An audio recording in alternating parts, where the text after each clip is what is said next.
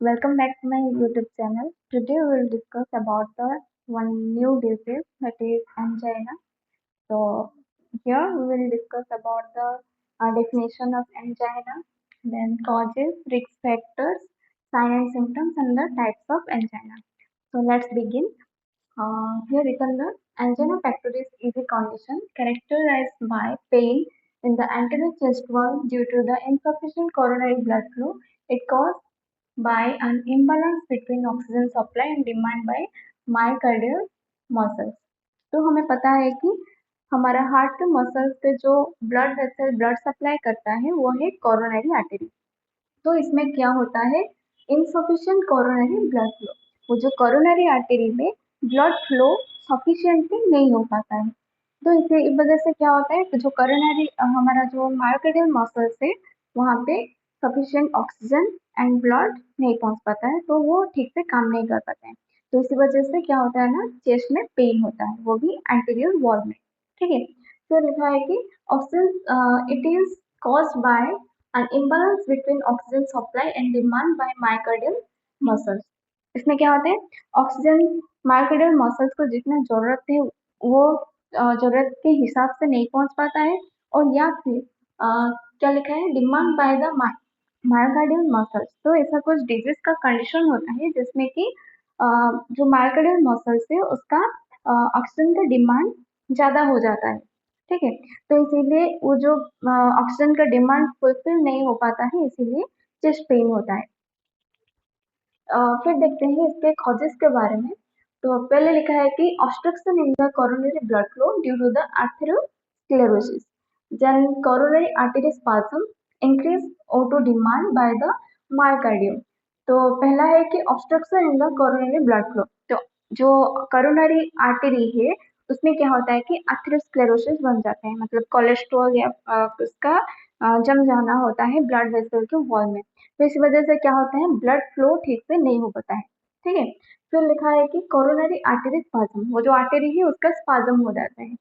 Okay, next है increase O2 demand by the myocardium. Myocardium जो muscles है उसका डिमांड, ऑक्सीजन का डिमांड वो ज्यादा हो जाता है। नेक्स्ट लिखा है risk factor, heredity, diabetes mellitus, gender, age, increase serum cholesterol, hypertension, cigarette smoking. तो पहले है कि हेरिडिटी मतलब जनरेशन टू जनरेशन जो ट्रांसफर होता है वो। फिर डायबिटीज मेलाइटस है, जेंडर है, जेंडर में मेल को ज्यादा होता है।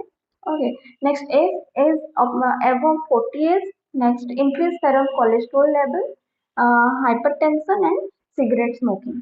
इससे क्या होता है ना, ब्लड का थिकनिंग हो जाता है और थ्रोम्बस फॉर्मेशन हो जाता है, या फिर जो आर्थेरोस्क्लेरोसिस फॉर्म हो जाता है, और फिर क्या होता है ना, ब्लड का सप्लाई ठीक से नहीं हो पाता है। तो इसीलिए क्या होता है, चेस्ट पेन होता है। ओके, नेक्स्ट लिखा है साइन एंड सिम्टम्स। तो पहले substernal pain, slow quick squeezing and crushing. तो सबस्टर्नल पेन होता है, वो पेन बहुत ही स्लो इनिशिएट हो पाता है या फिर क्विकली इनिशिएट होता है, या वो जो पेन है स्क्वीजिंग टाइप का होता है और क्रॉसिंग टाइप का होता है। फिर सिम्टम्स है कि dyspnoea, palpitation, sweating and hypertension। Then लिखा है कि pain radiate to left shoulder, arm, neck, jaw, back and tachycardia भी होता है। जो पेन है चेस्ट से शुरू होता है, फिर नेक में, जॉ में, लेफ्ट आर्म में, यहाँ तक फैल जाता है। फिर लिखा है कि टाकीकार्डिया भी होता है। ठीक है, ये हो गया हमारा definition, causes, risk factor and the sign and symptoms. फिर जानते हैं टाइप्स के बारे में। तो इसमें 4 टाइप्स होता है, stable angina, unstable angina, variant angina, intractable angina. तो पहले है stable angina, also known as classical angina and exertional angina, occurs due to intolerable exercise, emotion, stress, usually stable pattern of onset, duration and severity। तो पहले लिखा है कि also known as classical and adjustable angina। इसे इस angina को और क्या क्या कहते हैं ना, क्लासिकल एंड एडजस्टनल एंजाइना। एडजस्टनल क्यों कहते हैं, यहाँ पे लिखा है कि इंटोलेबल एक्सरसाइज, अगर ज्यादा एक्सरसाइज करेंगे, ज्यादा वर्कलोड होगा, तो यहाँ पर ही ये पेन शुरू हो जाएगा। तो एक्सरसाइज करने से एग्जर्शन होता है और एग्जर्शन होने से पेन होता है, और इसलिए इसका नाम लिखा है कि एडजस्टनल एंजाइना। और फिर इमोशनल स्ट्रेस अगर ज़्यादा भी लेंगे तो इसमें पेन होता है। Usually stable pattern, onset, duration and fever, इसका जो पैटर्न है वो स्टेबल होता है। नेक्स्ट है unstable angina, also called pre-infractional angina associated with worsening cardiac ischemia, occurs with unpredictable degree of exertion, emotion, and increase in occurrence, duration, severity, last longer than 15 minutes, pain may not be relieved by एंटीजी। तो इसे और भी क्या कहते हैं, pre infraction angina. ये जो angina है कार्डियक इस्टेमिया के साथ रिलेटेड है। अगर कार्डियक इस्टेमिया वर्सनिंग कंडीशन में होगा तो वहां पर ये पेन शुरू होता है। ठीक है, फिर लिखा है कि अकर्स विथ अनप्रेडिक्टेबल डिग्री, इसका जो पेन होता है वो बहुत ही सीवियर होता है, मतलब प्रेडिक्ट भी नहीं कर सकते हैं। ठीक है, और लिखा है कि ये जो पेन है 15 मिनट तक लास्ट करता है। ठीक है, मतलब नॉर्मली एंजाइना 5 मिनट तक ही रहता है और यहाँ पर जो अनस्टेबल एंजाइना है वो 15 मिनट तक रहता है। फिर लिखा है pain may not be relieved by the एंटीजी।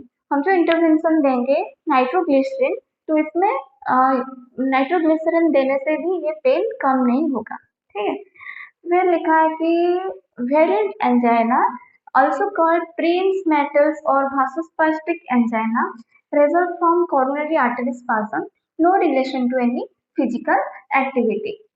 तो इसे और क्या क्या कहते हैं, प्रिंस मेटल्स और भासोस्पास्टिक एंजाइना कहते हैं। और result from coronary artery spasm, तो कोरोनरी आर्टरी में स्पाज्म हो जाता है। ठीक है, स्पाज्म होने से ये पेन शुरू होता है। स्पाज्म होने से ब्लड फ्लो ठीक से नहीं होगा, कहाँ पे, कार्डियक मसल्स में, और फिर ये पेन शुरू होता है। तो इसीलिए इसका नाम लिखा है कि भासोस्पास्टिक एंजाइना। वेरिएंट एंजाइना को भासोस्पास्टिक एंजाइना भी कहते हैं। No relation to any physical activity, physical activity के साथ कोई भी रिलेशन नहीं होता है। यहाँ पे देखो कि एक्सरसाइज हुआ तो इसमें एग्जर्शन हुआ, एग्जर्शनल एंजाइना हुआ। फिर यहाँ पर भी इमोशनल स्ट्रेस होता है, एक्सरसाइज ज्यादा होता है, तो इसीलिए क्या होता है, अनस्टेबल एंजाइना होता है, जिसका अनप्रेडिक्टेबल डिग्री होता है, पेन बहुत ही ज्यादा होता है। और ये लास्ट में जो है वेरिएंट एंजाइना, इसमें फिजिकल एक्टिविटी के साथ कोई भी रिलेशन नहीं होता है।